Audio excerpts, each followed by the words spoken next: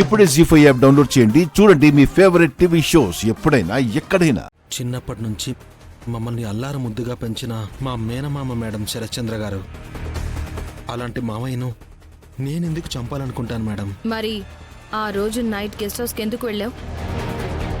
మీరు first time ఇంటికి వచ్చినప్పుడే ఇదే క్వశ్చన్ వేశారు మేడం. అప్పుడు నేనేం చెప్పలేదు.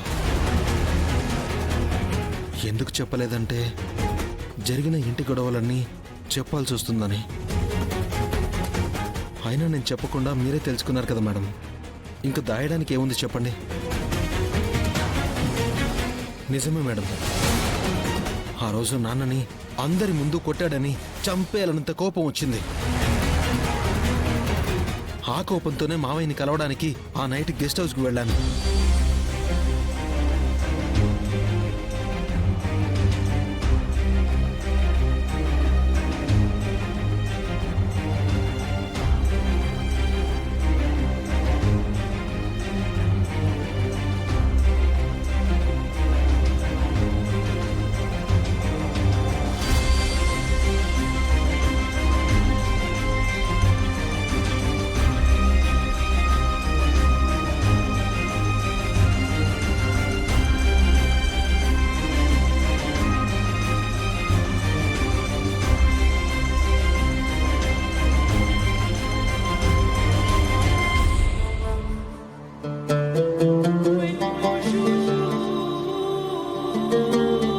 ఏంట్రా, మీ నాన్నను కొట్టానని నా అంతు చూడ్డానికి నువ్వు కూడా వచ్చావా? అదేం కాదు మావయ్య, మా నాన్న మనసు అర్థం చేసుకోండని అడగడానికి వచ్చాను. ఏంట్రా అర్థం చేసుకునేది? మీరు చెప్తే కాని అర్థం చేసుకోలేనంత చిన్నపిల్లాన్ని అనుకుంటున్నావా, లేదా నేను మూర్ఖుని అనుకుంటున్నావా? మావయ్య, మావయ్య ప్లీజ్, కనీసం మాట్లాడడానికైనా అవకాశం ఇవ్వండి. అందరి ముందు నాన్ననలా కొట్టేసరికి నాకేడుపొచ్చింది మావయ్య. హేయ్! ఆడపిల్లలా నా ముందు ఏడవకరా. నన్ను చీయనండి, అందరి ముందు కొట్టండి, నేనేం ఫీల్ అవ్వను మావయ్య. కానీ మా నాన్ననంటే మాత్రం ఫీల్ అవుతాను మావయ్య. అయినా మావయ్య, నాన్న ఎంత ఇల్లరికం అల్లుడైతే మాత్రం మీ దృష్టిలో అంత అలుసైపోవాలా? అసలు ఇల్లరిక ఉండడం మా నాన్నకిష్టం అనుకున్నారా? ఇష్టం లేకపోతే ఇంకేం చేస్తాడ్రా? తిన్నగా వెళ్ళి పెద్దమ్మింట్లో ఉంటాడు. కాళ్ళ వేళ్ళ పడితే అన్నయ్య కూడా నాన్నతో అడ్జస్ట్ అవుతాడు. తనంతట తనకి ఇష్టం లేకపోయినా పెద్దమ్మ కోసమైనా సర్దుకుపోతాడు.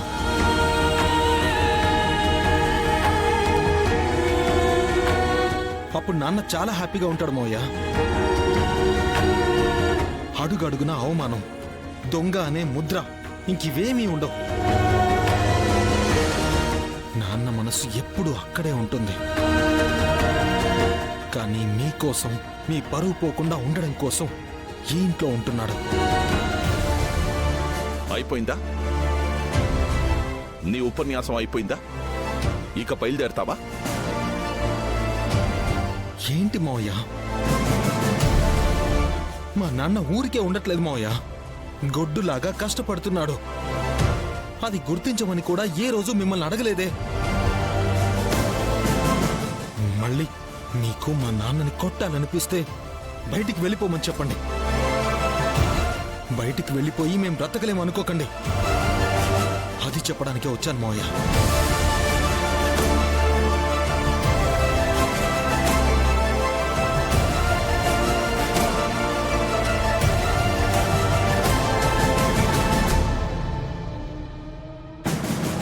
అది మేడం జరిగింది.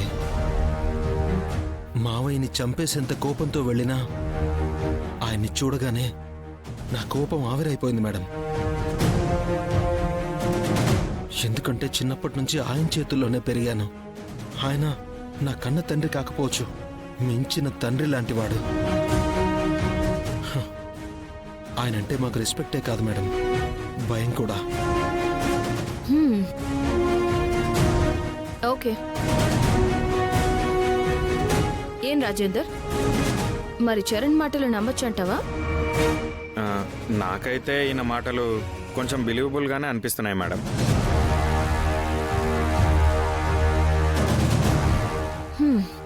ఓకే, చూడండి చరణ్, చంపేసే అంత కోపంతో వెళ్ళి తర్వాత భయపడిపోయాను అంటున్నారు. అలా కాకుండా కాస్త ధైర్యం చేసి మాట్లాడుండొచ్చు కదా. మాట పెరిగి మీ మావయ్యని విసురుగా తోసేస్తే ఆయన విరిగిన బాటిల్ మీద యాక్సిడెంటల్గా పడుండొచ్చు కదా. అలా అనుకుంటే మీరే ఈ క్రైమ్ చేసినట్టు అవుతుంది కదా. సరే మేడం, మీరు చెప్పినట్టే జరిగింది అనుకుందాం. యాక్సిడెంటల్గా మావయ్య బాటిల్ మీద పడిపోతే బతికున్నాడని తెలిసి కూడా ఆయన నేను ఎలా వదిలేసి వెళ్ళిపోతాను మేడం?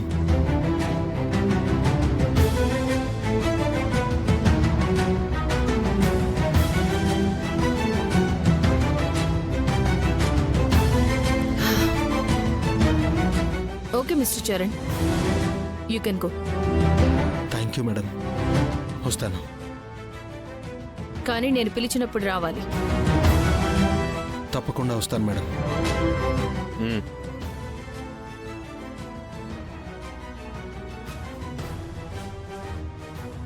ఈ చరణ్ విషయంలో నీ ఒపీనియన్ ఏంటి రాజేందర్? ఈ అబ్బాయి అయితే ఖచ్చితంగా మర్డర్ చేయలేదని నాకు బలంగా అనిపిస్తుంది మేడం. కరెక్టే. యాక్సిడెంటల్గా జరిగినా కూడా అలా వదిలేసి వెళ్ళిపోగలనా మేడం అని అడగడాన్ని బట్టి తన సిన్సియారిటీ ఏంటో అర్థమవుతుంది. ఇక మనకు మిగిలిన సస్పెక్ట్ గగన్. అవును మేడం. శరత్ చంద్ర ఒప్పుకోడు గనక తన ప్రేమ ఫలించదన్న భయం ఉంటుంది. సరిగ్గా ఆలోచిస్తే అన్ని దారులు గగన్ వైపే చూపిస్తున్నాయి. Let's target Gagan.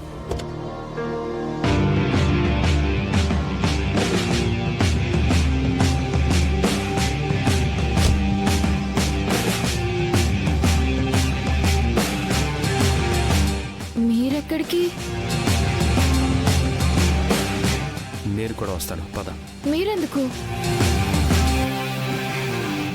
మళ్ళీ నిన్ను అపూర్వ టచ్ చేయాలంటే భయపడాలి, అందుకు. ఏం చేస్తారు? పద చెప్తాను. అవును, అసలు ఈ పాటికే ఆ కోల్డ్ స్టోరేజ్ ఓపెన్ చేసి ఉంటారు కదా. భూమి చచ్చిందని ఫోన్ ఏం రాలేదే?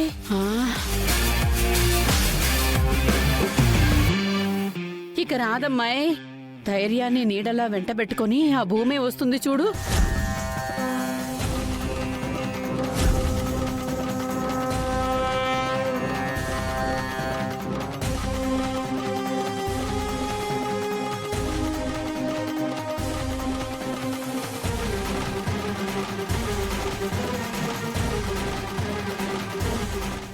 జీ5 యాప్ డౌన్లోడ్ చేసి అన్ని ఎపిసోడ్స్ పూర్తి ఉచితంగా చూడండి.